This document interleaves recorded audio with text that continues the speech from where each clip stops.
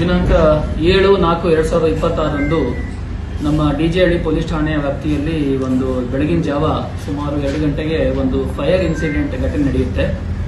ಅಂದರೆ ಬೆಂಕಿ ಅವಘಡ ಅದೊಂದು ಇನ್ಸಿಡೆಂಟ್ ನಡೆಯುತ್ತೆ. ಅದಕ್ಕೆ ಸಂಬಂಧಪಟ್ಟ ಹಾಗೆ ನಮಗೆ ಮಾಹಿತಿ ಬರುತ್ತೆ. ತಕ್ಷಣ ನಮ್ಮ ನೈಟ್ ರೌಂಡ್ಸ್ ಅಲ್ಲಿರ್ತಕ್ಕಂಥ ಅಧಿಕಾರಿ ಸಿಬ್ಬಂದಿಗಳು ಮತ್ತು ಅಗ್ನಿಶಾಮಕ ದಳದವರು ಅಲ್ಲಿ ಹೋಗಿ ಅಲ್ಲಿರ್ತಕ್ಕಂಥ ಸಾರ್ವಜನಿಕರೊಂದಿಗೆ ಬೆಂಕಿಯನ್ನು ನಂದಿಸಲಿಕ್ಕೆ ಮತ್ತು ಅಲ್ಲಿ ಬೆಂಕಿಯಿಂದ ಏನು ಹಸುಗಳಿಗೆ ಏನು ತೊಂದರೆ ಆಗಿರುತ್ತೆ ಹಸುಗಳ ರಕ್ಷಣೆಗಾಗಿ ಶ್ರಮ ವಹಿಸಿರ್ತಾರೆ. ನೆಕ್ಸ್ಟ್ ಡೇ ಅಂದರೆ ಅದೇ ದಿನ ಬೆಳಿಗ್ಗೆ 11 ಗಂಟೆಗೆ ಶ್ರೀನಿವಾಸ್ ಅಂತಕ್ಕಂಥವ್ರು ಬಂದು ಠಾಣೆಗೆ ದೂರನ್ನು ನೀಡ್ತಾರೆ, ನಮ್ಮ ಡಿಜೆಹಳ್ಳಿ ಠಾಣೆಗೆ.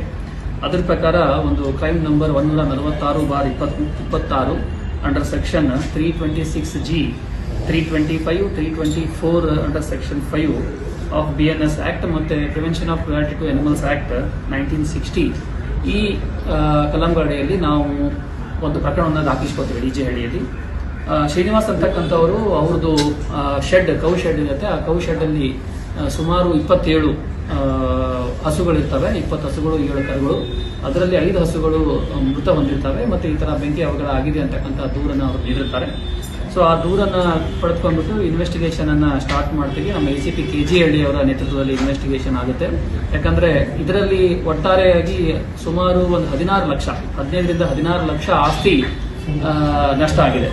ಸೊ ಮತ್ತೆ ಇದು ರಾತ್ರಿ ಬೆಳಗಿನ ಜಾವ ಆಗಿದ್ರಿಂದ ಸ್ವಲ್ಪ ಇದರದ ಗಂಭೀರತೆ ಅಂದ್ಕೊಂಡ್ಬಿಟ್ಟು ನಾವು ಇಮಿಡಿಯೇಟ್ ಆಗಿ 2 ಟೀಮ್ ಅನ್ನ ರಚನೆ ಮಾಡಿ ಇದನ್ನ ತನಿಖೆಯನ್ನ ಕೈಗೊಳ್ತೇವೆ.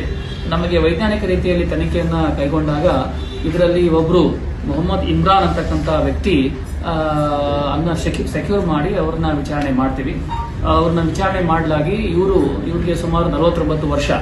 ಇವ್ರಿಗೆ ಏನು ಕೆಲಸ ಇಲ್ಲ, ಇವರು ಹೀಗೆ ಒಬ್ಬರೇ ಇರೋದು ಮನೆಯಲ್ಲಿ. ಮದುವೆ ಆಗಿತ್ತು, ಯಾರು ಫ್ಯಾಮಿಲಿ ಜೊತೆ ಇರಲ್ಲ ಇವರು. ಅಲ್ಲಿ ಸ್ವಲ್ಪ ಅಲ್ಯೂಮಿನಿಯಂ ಫ್ಯಾಬ್ರಿಕೇಶನ್ ವರ್ಕ್ ಅದು ಮಾಡಿಕೊಂಡು ಹೀಗೆ ಅಲ್ದಾಡ್ಕೊಂತ ಇರ್ತಕ್ಕಂಥ ಮನುಷ್ಯ. 49 ವರ್ಷ ಇವರಿಗೆ. ಇವರು ಅದೇ ಶಾಂಪುರ ಮುಖ್ಯ ರಸ್ತೆ KG ಹಳ್ಳಿಯಲ್ಲಿ ಇವ್ರದ್ದು ಮನೆ ಇದೆ. ಇವ್ರದ್ದು ಮನೆಯಿಂದ ಅಲ್ಲಿ ಇನ್ಸಿಡೆಂಟ್ ಆಗಿದ್ದಕ್ಕೆ ಅಂದಾಜು 1.5 2 ಕಿಲೋಮೀಟರ್ ಡಿಸ್ಟೆನ್ಸ್.